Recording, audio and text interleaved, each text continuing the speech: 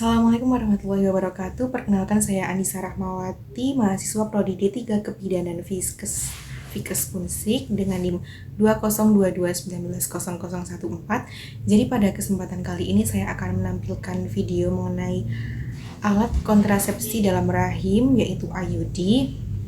Jadi nanti akan ada anamnesa mengenai calon akseptor KB, lalu konseling mengenai pasca pemasangan KB IUD, lalu ada anamnesa mengenai pra pelepasan KB IUD dan juga anamnesa mengenai pasca pemasangan KB IUD.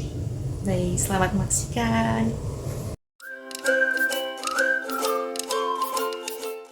Oh baik, Ibu, perkenalkan saya Bidan Anissa yang bertugas pada pagi hari ini. Benar dengan Ibu Rani, nggih? Benar. Jadi Ibu bagaimana? Apakah ada yang bisa saya bantu? Jadi gini, saya rencananya mau pasang KB IUD. Oh, mau pasang KB IUD nggih Ibu? Sebelumnya Ibu sudah berkonsultasi dengan suami Ibu? Sudah. Terus sudah mantap nggih Ibu? Kenapa tidak bareng dengan suami Ibu? Soalnya suami saya lagi shift kerja.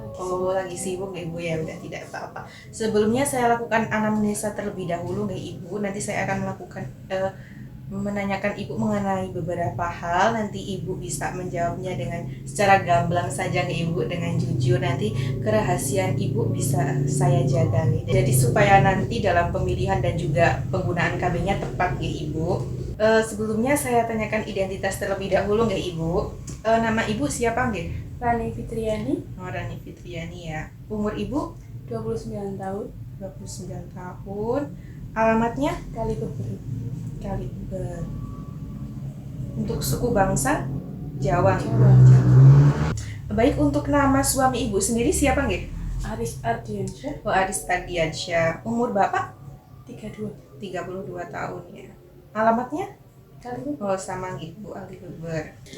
Sebelumnya apakah Ibu pernah ber-KB? Pernah. Oh, pernah. Menggunakan pil. Oh, KB pil ya Ibu. Lalu kenapa berpindah ke IUD?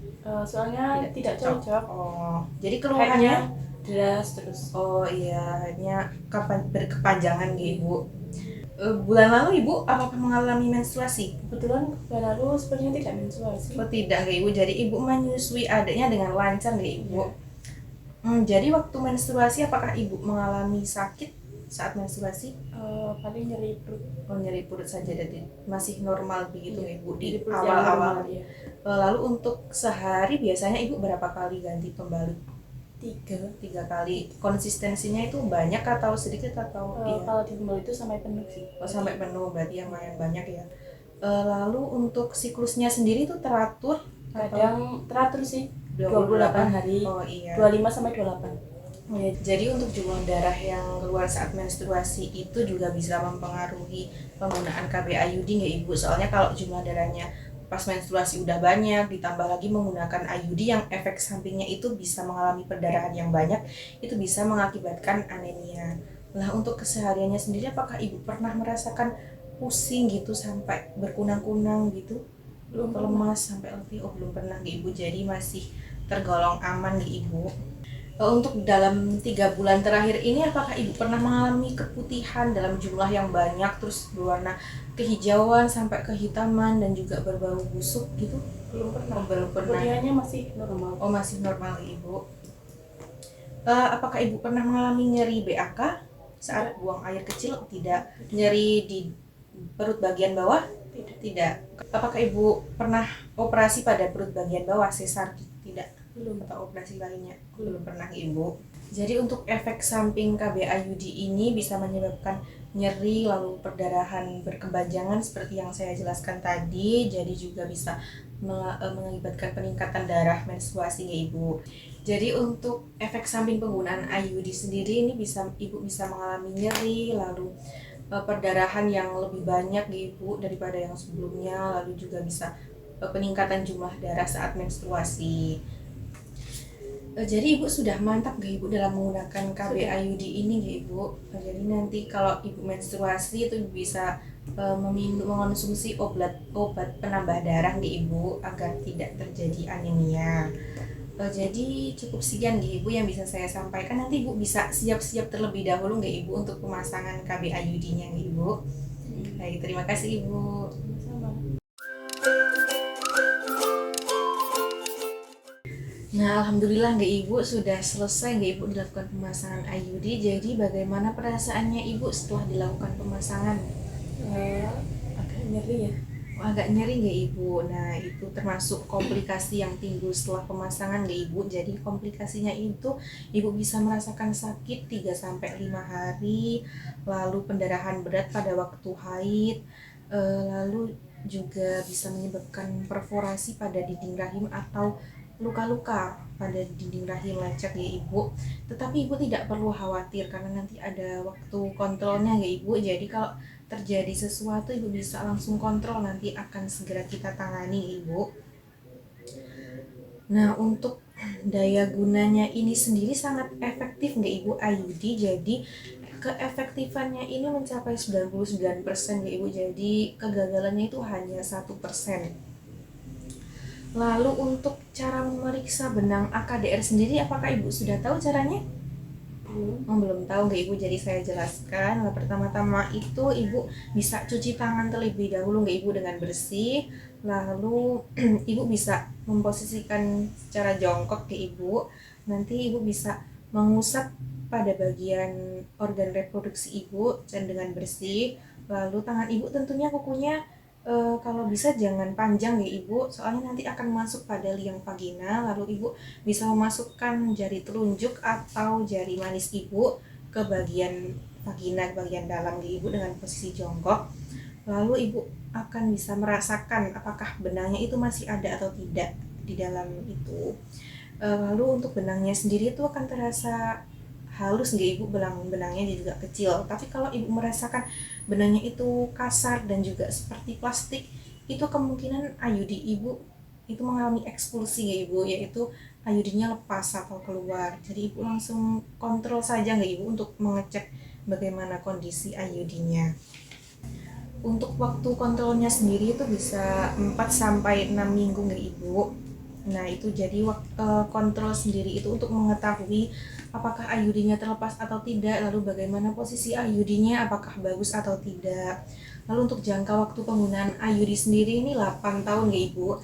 Jadi Ibu bisa melepasnya setelah 8 tahun, tetapi jika Ibu ingin merencanakan kehamilan atau merasa tidak cocok menggunakan IUD, itu Ibu bisa melepasnya kurang dari 8 tahun. Jadi bagaimana Ibu, apakah Ibu mengerti, apakah ada yang ingin ditanyakan? Iya, mengerti. Tidak ada yang ingin ditanyakan? Tidak.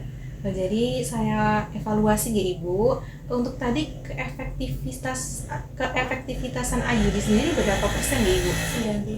99%. Baik, 99%, benar ya Ibu. Untuk jangka waktu penggunaannya sendiri berapa tahun ya Ibu? 8 tahun. 8 tahun, berarti Ibu sudah paham nggak Ibu mengenai IUD? Baik, cukup sekian yang bisa saya sampaikan. Terima kasih nggak Ibu. Baik Ibu, selamat pagi. Perkenalkan, saya Bidan Anissa yang bertugas pada pagi hari ini dengan Ibu siapa nggak? Putri. Oh, Ibu Putri nggak Ibu. Jadi tujuan Ibu kemari bagaimana nggak Ibu?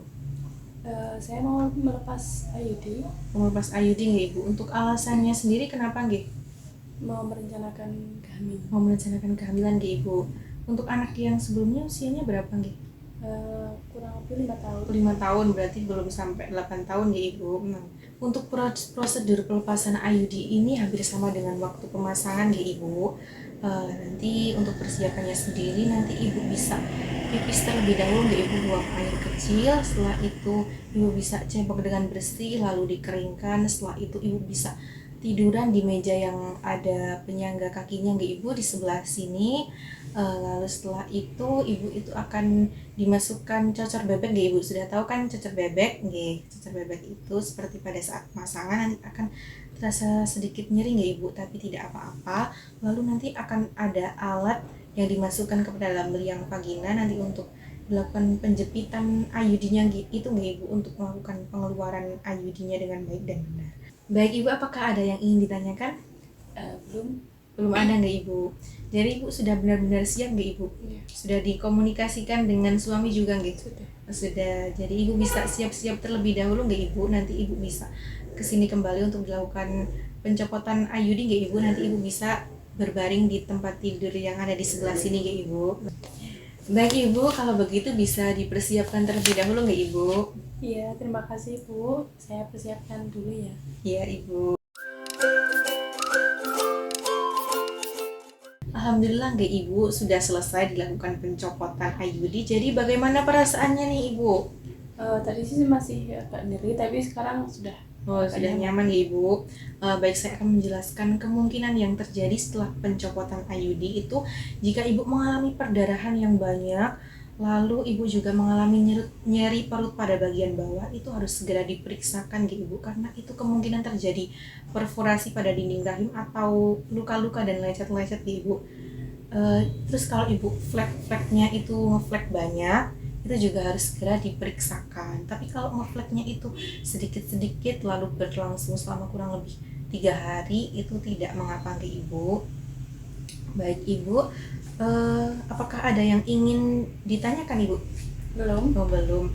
Baik Ibu, sebelum pulang saya observasi selama 5 menit terlebih dahulu nggak Ibu? Jadi Ibu bisa berbaring terlebih dahulu, nanti kalau 5 menit baru Ibu boleh pulang.